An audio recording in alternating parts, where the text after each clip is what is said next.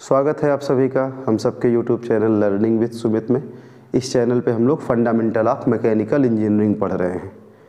इस समय जो टॉपिक चल रहा है इसमें हम लोग रेट ऑफ फ्लो मेज़र कर रहे हैं।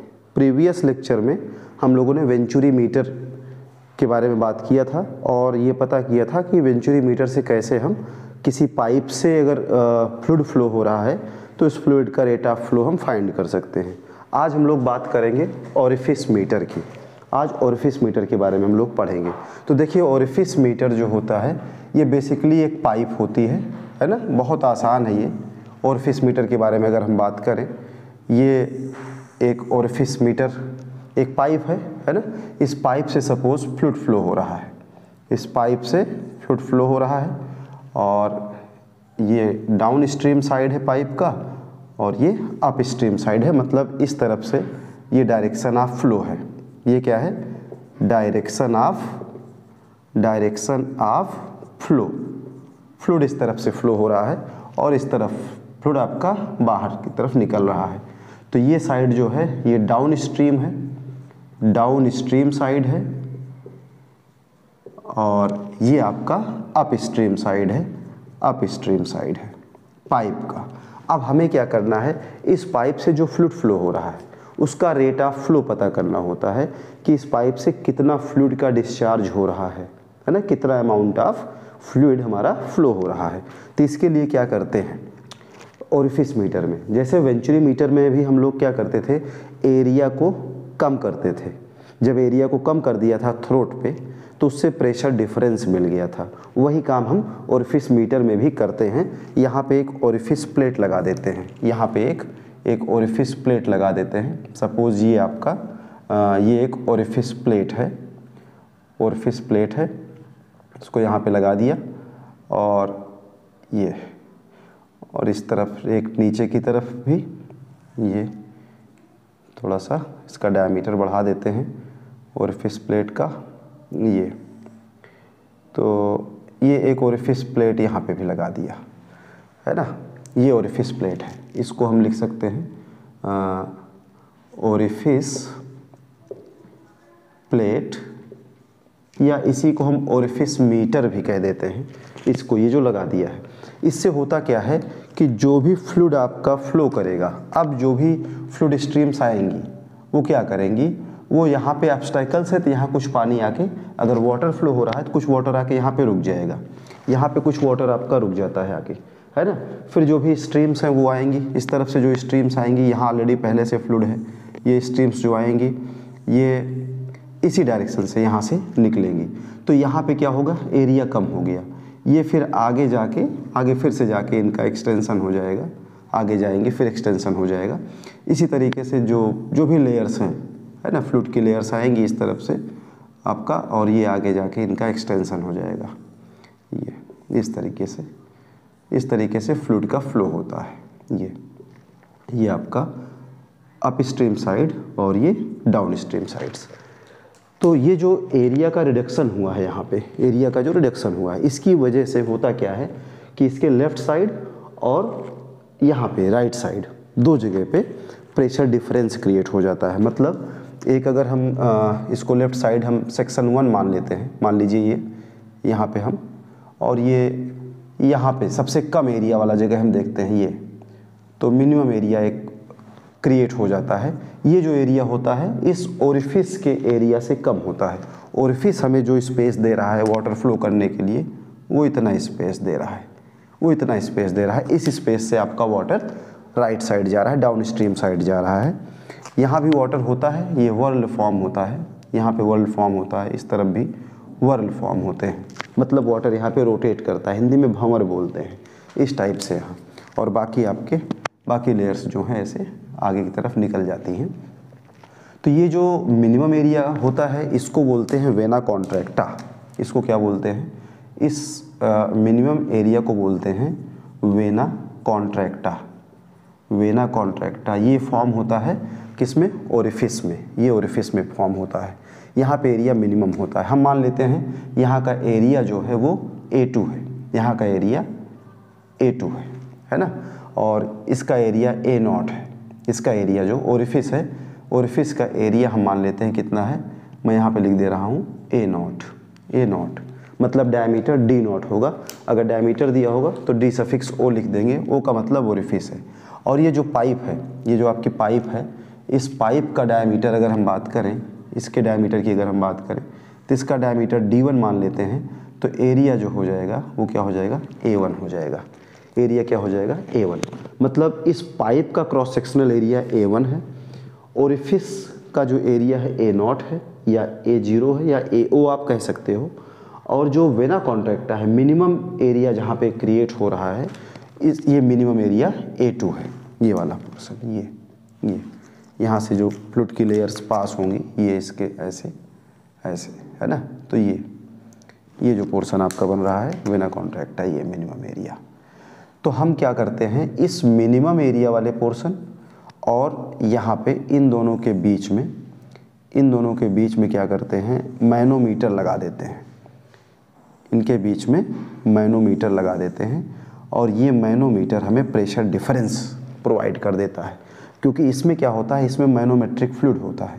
ये जो फ्लूइड है ये मैनोमेट्रिक फ्लूइड है ना।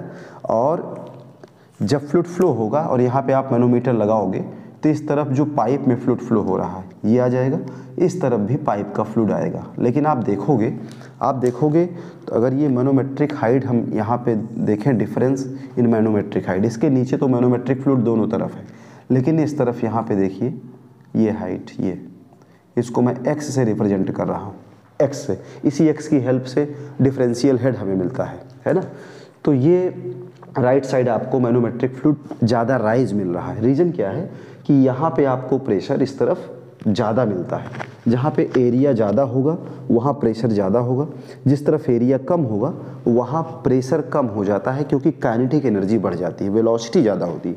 यहाँ से जब फ्लूइड निकलता है तो उसकी वेलोसिटी ज़्यादा होती है, जब वेलोसिटी ज़्यादा होगी तो उसका प्रेशर कम हो जाएगा, प्रेशर हेड कम होगा, काइनेटिक हेड ज़्यादा होगा, है ना। तो इस तरीके से जब दो पॉइंट के बीच में प्रेशर डिफरेंस मिल जाता है तो इसी प्रेशर डिफरेंस को यूज करके हम लोग क्या करते हैं, हम लोग रेट ऑफ फ्लो फाइंड कर लेते हैं, यानी डिस्चार्ज फाइंड कर लेते हैं। किससे, ओरिफिस मीटर से। ये बड़ा सिंपल होता है वेंचुरी मीटर के कंपेयर में, क्योंकि इसमें एक प्लेट लगा देते हैं और सीधे सीधे मेजर कर लेते हैं। ये प्लेट वैसे कुछ इस टाइप से होता है, ये जो प्लेट है ऐसे सर्कुलर प्लेट होता है ऐसे, ये तो इसी के अंदर से फ्लूइड आपका फ्लो करने लगता है इसके अंदर से, तो एरिया कम हो जाता है ना। ये प्लेट ये ऐसे, ये तो जो ये जब हम इसको बीच में यहाँ लगा देते हैं पाइप में, तो ये क्या करता है, पाइप के फ्लो को पाइप के फ्लो का एरिया कम कर देता है, जिसकी वजह से प्रेशर डिफरेंस मिलता है। अच्छा, इसका नाम अगर आपसे पूछा जाए तो इसका नाम मैनोमीटर है। ये क्या है, मैनोमीटर। ये मैनोमीटर है प्रेशर मेजर करने के लिए, प्रेशर डिफरेंस जो होता है वो मैनोमीटर से हम लोग पता कर लेते हैं। ठीक, तो इतनी चीज़ें इसके डायग्राम के बारे में बात होगी, इतना डायग्राम के बारे में मैंने बताया आपको।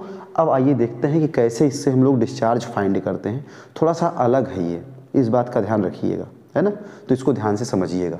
तो फिर से वही काम करेंगे जो हम लोगों ने बर्नौलीज इक्वेशन में यूज किया था, वेंचुरी मीटर में यूज किया था, बर्नौलीज इक्वेशन में नहीं, वेंचुरी मीटर में, क्योंकि वो भी बर्नौलीज प्रिंसिपल पे ही बेस्ड था और ये भी सेम बर्नौली प्रिंसिपल पे ही बेस्ड है। तो हम लोग क्या करेंगे, इन दोनों सेक्शंस के बीच में, इसको हम सेक्शन 1 मान लेते हैं, ये सेक्शन 1 मान लेते हैं जहाँ पे एरिया A1 है ना, और इसको हम सेक्शन 2 मान लेते हैं। ये जो वेना कॉन्ट्रैक्टा वाला पोर्शन है इसको सेक्शन 2 मान लेते हैं।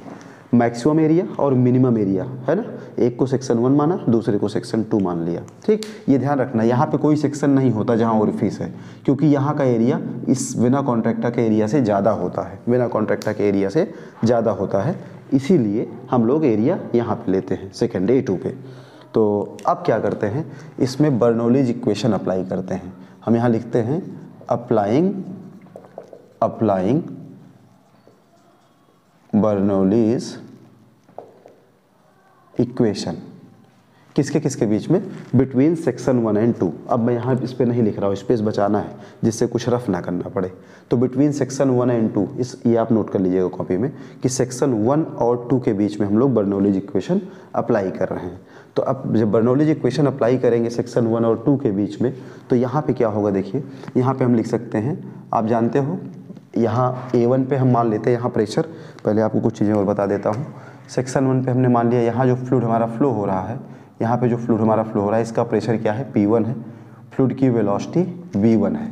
इसी तरीके से सेक्शन A2 पे जो प्रेशर है ये P2 है और जो फ्लूइड फ्लो हो रहा है इसकी वेलोसिटी क्या है, V2 है ना। ये दो बातें ध्यान रखिएगा, तभी बर्नौलीज में हम यहाँ यूज कर लेंगे P1 upon rho g plus V1 square upon 2G plus Z1, है ना। Z1 क्या है, Z1 होता है अगर ये डेटम है ना, रेफरेंस। यहाँ से अगर हम इस पाइप के सेंटर की बात करें, पाइप के सेंटर की बात करें तो ये जो डिस्टेंस है ये Z1।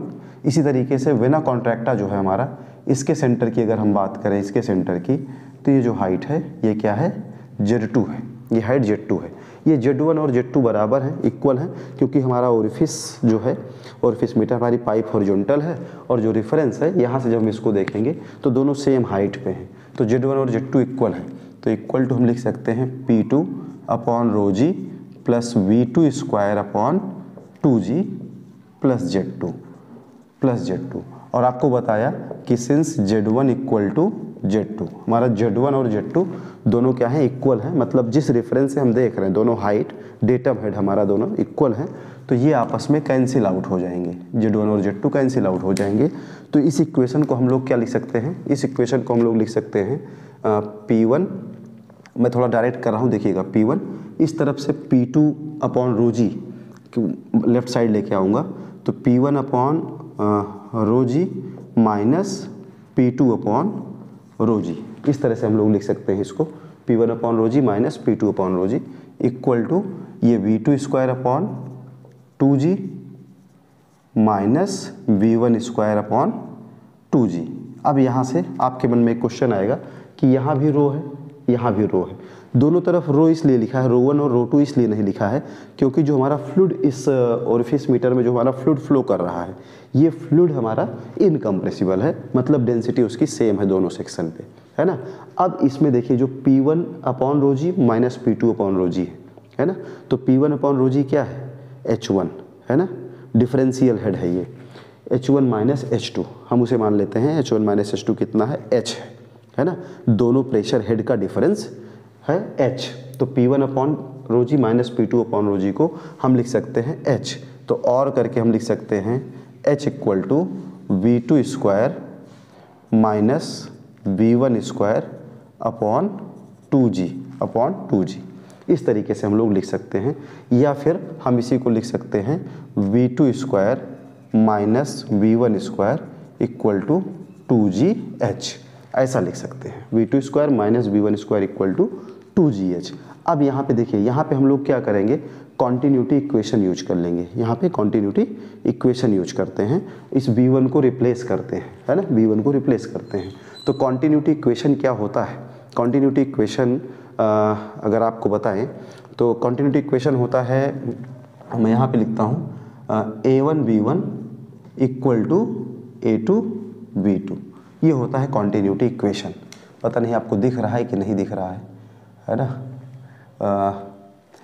यहाँ से फिलहाल हम B1 निकाल लेते हैं, तो B1 इक्वल टू आता है A2B2 upon A1 upon A1। अब यहाँ पे हमने कैपिटल में लिख रखा है A1 A2 को, तो यहाँ भी हम लोग कैपिटल लेटर में लिख दें, ज़्यादा अच्छा रहेगा, एक ही जैसा होना चाहिए। तो A1B1 इक्वल टू A2B2, तो ये कैपिटल A2 लिख देते हैं और इसको कैपिटल A1 लिख देते हैं, कैपिटल A1। तो B1 इक्वल टू आ गया, B1 equal to A2B2 upon A1, है ना, A2B2 अपॉन A1। तो इस तरह से हम लोग इस कॉन्टिन्यूटी इक्वेशन को यूज कर लेते हैं।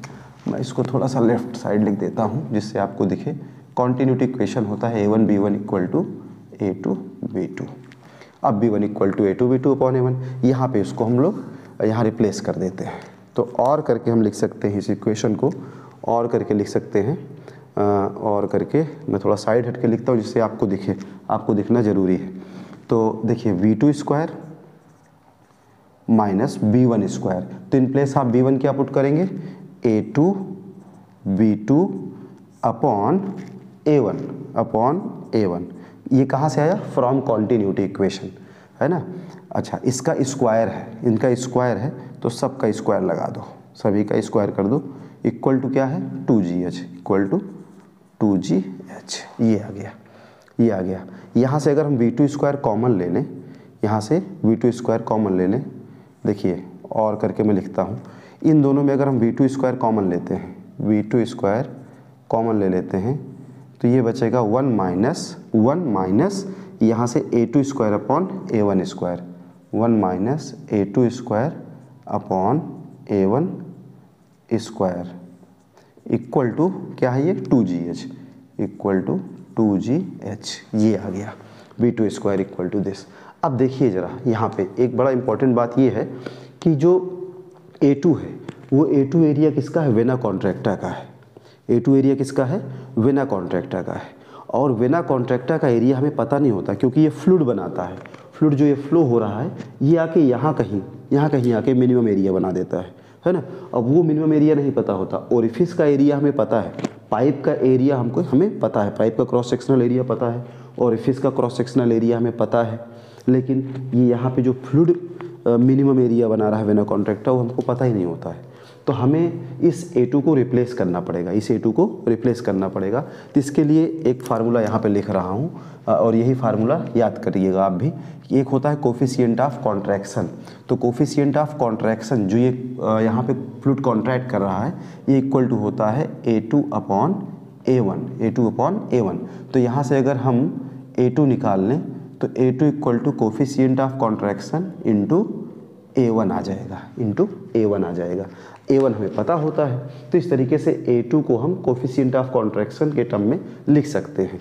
तो यहाँ पे यही काम हम लोग करेंगे नेक्स्ट स्टेप में। तो और करके मैं लिखता हूँ, और करके आपको दिखना चाहिए, है ना, ये ज़्यादा इम्पोर्टेंट है।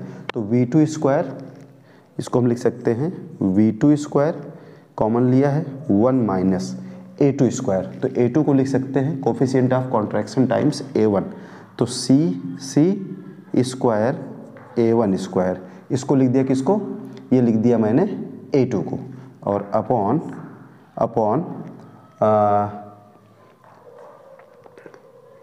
एक मिनट, ये A1 नहीं होता है, A1 लिख देंगे तो गड़बड़ हो जाएगा।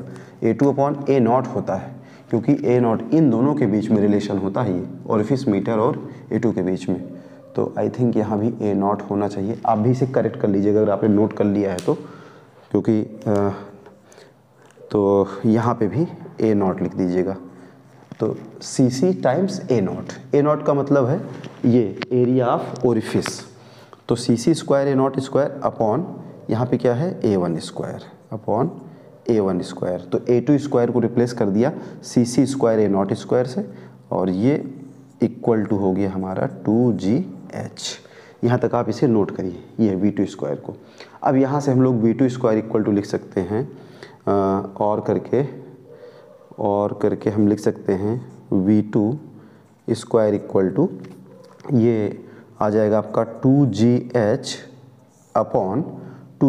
अपॉन ये पूरा टर्म राइट साइड चला जाएगा, upon 1 minus C suffix C square A0 square upon A1 square. ये आ गया V2 स्क्वायर। अब हमें क्या करना है, V2 फाइंड करना है। तो हम इसे और करके लिखेंगे V2 equal to square root 2GH upon square root 2GH upon ये जितना भी टर्म ऊपर है ये सब नीचे आएंगे, और ये लिखे जाएंगे 1 minus C suffix C square A0 square upon A1 square. ऐसा हम लोग इसे लिख सकते हैं V2। देखिए हमें V2 पता चल गया है, लेकिन V2 से हमारा काम नहीं होने वाला है, हमें रेट ऑफ फ्लो पता करना है। तो रेट ऑफ फ्लो पता करने के लिए फार्मूला होता है। कौन सा फार्मूला होता है? फार्मूला अगर आपको याद हो तो ये फार्मूला होता है Q equal to A1B1 equal to A2V2। Q equal to A1B1 equal to A2V2, ये एक फार्मूला होता है ना।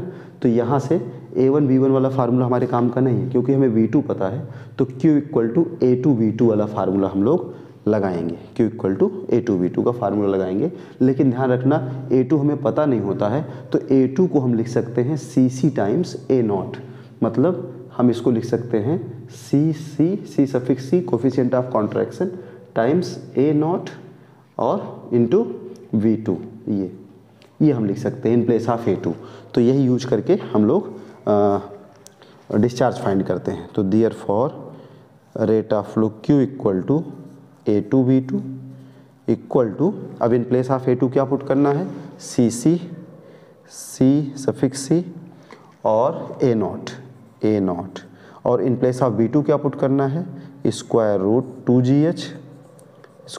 2GH divided by square root of 1 minus C square A0 square upon A1 square. ये आ गया हमारा Q। ये क्या आ गया Q। लेकिन ये जो Q आया है ये थ्योरेटिकल डिस्चार्ज है, इसको हम लोग और सिंप्लीफाई कर सकते हैं। इस Q को हम लोग और सिंप्लीफाई कर सकते हैं। कैसे, यहाँ पे A1 स्क्वायर लेके आएंगे, A1 स्क्वायर, और फिर नीचे जो A1 स्क्वायर आएगा उसको हम लोग ऊपर लेके चले जाएंगे तो A1 हो जाएगा, क्योंकि उसका स्क्वायर रूट निकल सकता है ना। तो ये जो Q आया थ्योरेटिकल डिस्चार्ज आया। लेकिन जो एक्चुअल डिस्चार्ज होता है, एक्चुअल डिस्चार्ज वो थ्योरेटिकल से थोड़ा डिफर करता है, एक्चुअल डिस्चार्ज, है ना। तो एक्चुअल डिस्चार्ज फाइंड करते हैं हम लोग कोफिशिएंट ऑफ डिस्चार्ज के टर्म में। तो कोफिशिएंट ऑफ डिस्चार्ज के टर्म में जब हमें फाइंड करना होता है तो हमें इस CC को रिप्लेस करना है, यानी CC यहाँ से हटाना है, CC। तो ध्यान दीजिएगा, एक रिलेशन आपको बताते हैं, और उसी रिलेशन को यूज करके हम लोग एक्चुअल डिस्चार्ज फाइंड करेंगे इस ओरिफिस मीटर से। थ्योरेटिकल डिस्चार्ज का फार्मूला तो ये भी हो गया आपका, आप इसी को सिंप्लीफाई कर लो। तो A1 square minus CC square A0 square, और ऊपर A1 चला जाएगा, जो नीचे वाला A1 स्क्वायर है, तो CC A0 A1 root 2GH, है ना। ऐसा करके हम लोग कर सकते हैं। लेकिन हमें क्या करना है, हमें लाना है कोफिशिएंट ऑफ डिस्चार्ज के टर्म में। तो एक रिलेशन होता है और प्रूव्ड रिलेशन है वो, उसी रिलेशन को हम लोग यूज करेंगे यहाँ पे। रिलेशन क्या होता है, मैं कहीं स्पेस देख के नोट करता हूँ, मैं यहीं पे आपको बता देता हूँ। यहाँ पे इम्पॉर्टेंट इसे आप समझ के लिख लीजिएगा। एक रिलेशन होता है कि coefficient of contraction divided by square root of, ये पूरा टर्म जितना है सब लिख दो, 1 minus C square A0 square upon A1 square, है ना, अपॉन A1 स्क्वायर। ये इक्वल टू होता है C इसको हम लिख सकते हैं कोफिशिएंट ऑफ डिस्चार्ज के टर्म में, upon square root of 1 minus A0 square upon A1 square, ये एक प्रूव्ड रिलेशन है ना। CC upon 1 minus CC square A0 square upon A1 square, ये वाला पूरा टर्म देखिए, ये पूरा टर्म, ये इतना पूरा टर्म, है ना। इस पूरे टर्म को हम इससे रिप्लेस कर सकते हैं, CD से, और कोफिशिएंट ऑफ डिस्चार्ज से जब हम रिप्लेस कर देते हैं, अब मैं इसको ज़रा रफ करता हूँ थोड़ा ऊपर लिखने के लिए। तो अब हम लोग क्या करें, एक्चुअल डिस्चार्ज फाइंड कर सकते हैं। तो देयरफॉर Q एक्चुअल जो हमारा आ जाएगा, ये Q थ्योरेटिकल, है ना। Q थ्योरेटिकल यहाँ पे हम लोगों ने निकाला था, CC A0 रूट 2GH। अब CC को हटा देना है और सारे टर्म्स को, इन पूरे टर्म्स को इससे रिप्लेस कर देना है। तो ये आ जाएगा कोएफिशिएंट ऑफ डिस्चार्ज CD। उसके बाद क्या है, A0 को एज इट इज़ लिखना है, देन रूट 2GH है, तो रूट 2GH लिख दीजिए यहाँ पे, और इसको डिवाइडेड बाई ये पूरा टर्म आ जाएगा, square root 1 minus A0 square, मैं सामने आ जा रहा हूँ, आपको दिख नहीं रहा होगा, ये टर्म लिख रहा हूँ, A0 square upon A1 square. किसी न किसी तरह से डिस्टर्बेंस आपको हो ही रहा होगा, क्योंकि सामने आने से आपको दिखता नहीं है। मैं बोल रहा हूँ, आप लोग भी इसे नोट करते रहिएगा जिससे मिस ना हो कुछ भी। ये तो ये एक्चुअल डिस्चार्ज आ गया। अब थोड़ा इसको और सिंप्लीफाई कर सकते हैं, थोड़ा सा और सिंप्लीफाई करके लिखता हूँ। देखिए ये A1 स्क्वायर है, A1 स्क्वायर यहाँ ले जाएंगे तो ये हो जाएगा A1 square minus A0 square. देखिए ये हो जाएगा A1 स्क्वायर इंटू 1 करेंगे तो A1 square minus A0 square upon A1 square हो जाएगा। तो जो अपॉन A1 स्क्वायर होगा इसका स्क्वायर रूट लेंगे, ऊपर ले जाएंगे तो A1 हो जाएगा। तो और करके हम लिख सकते हैं, और